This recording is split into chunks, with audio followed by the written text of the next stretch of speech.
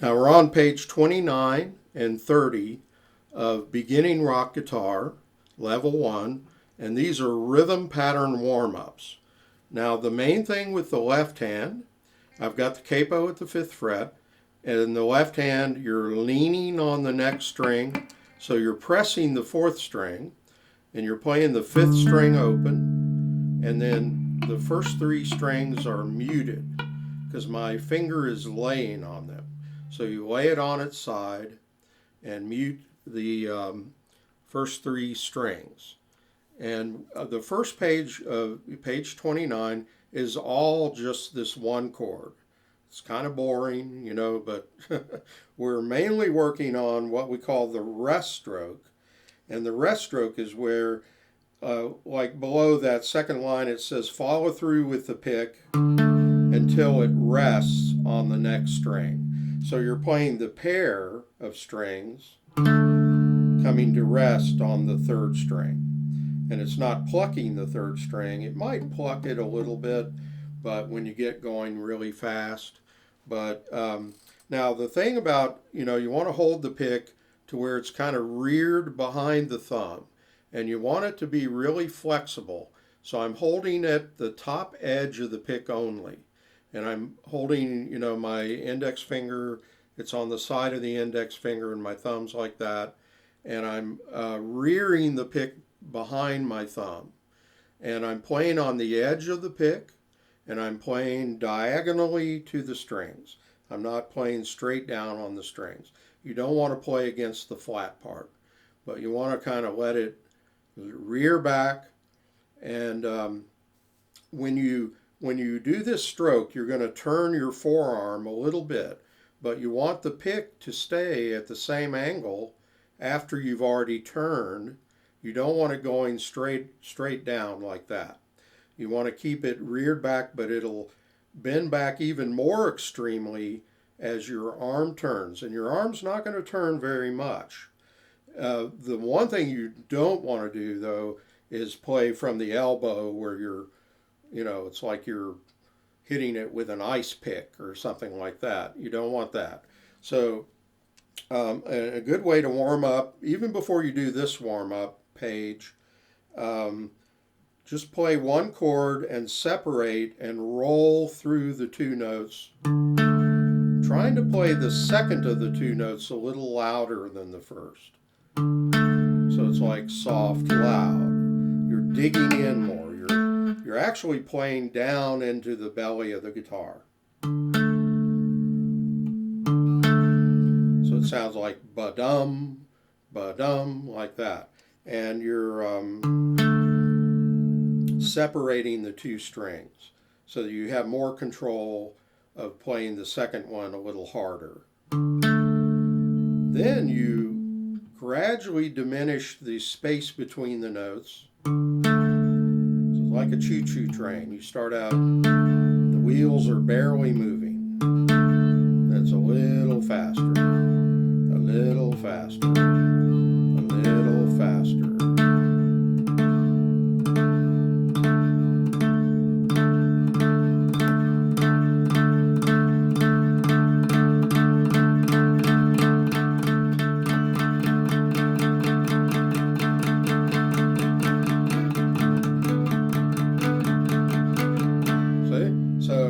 That's when you're really doing rock and roll, when you get it that fast. But as you get faster, you have the illusion that you're playing the strings simultaneously at the same time, but you're still really rolling.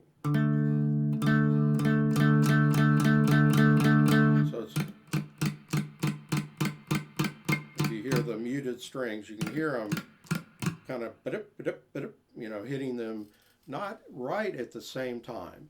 Okay, now we're doing page 29, and really pay attention to what I explained about this technique, because it's real easy to get it wrong.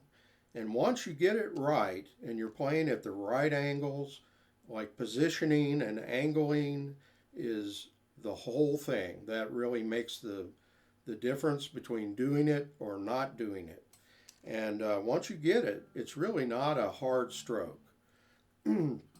it's kind of hard for me as a teacher to convey, because it is kind of, there's a lot of things to think about.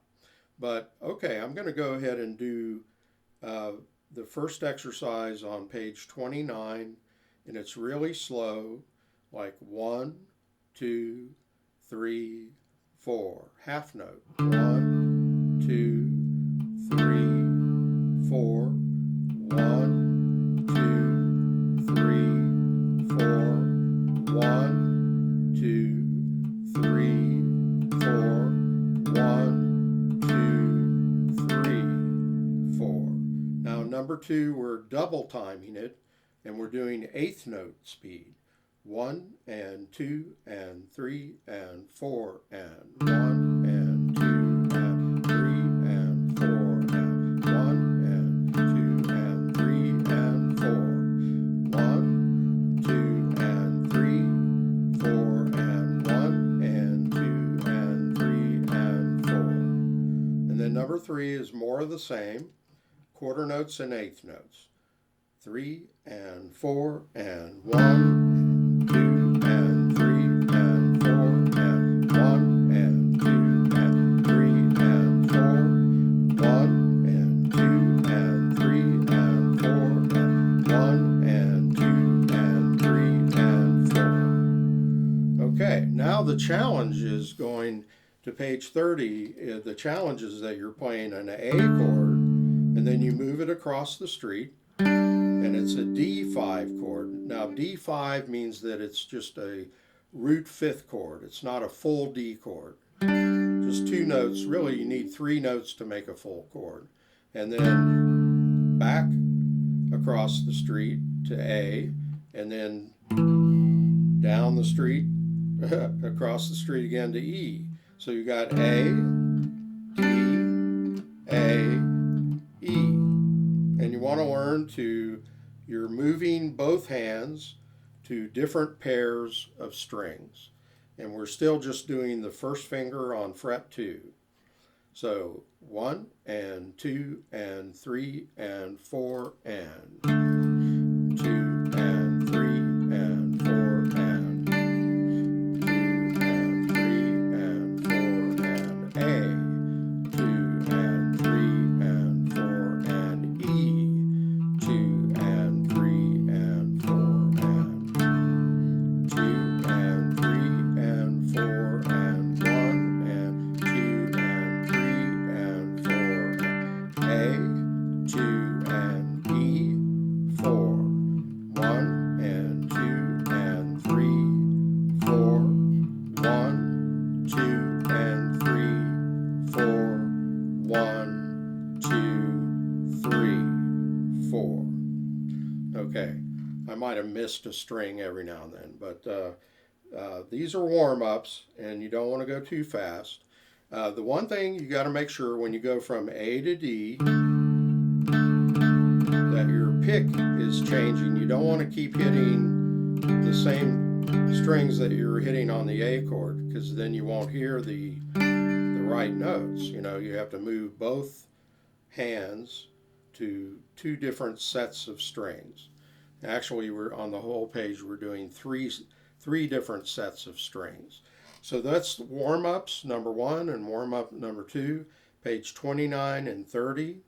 And you want to practice these before you do rhythm pattern number 1. And that's where you're going with the left hand. It's more interesting. You're going 2, 2, 2, 4, 4.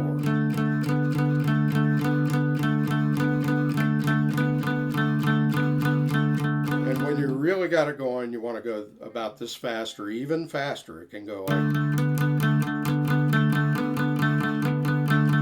like early rock and roll. Chuck Berry, Little Richard, the Beach Boys.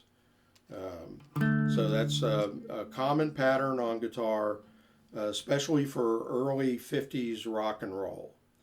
All right, have fun with that. John Hedger Guitar Studio. Subscribe and like my Facebook page. Thank you.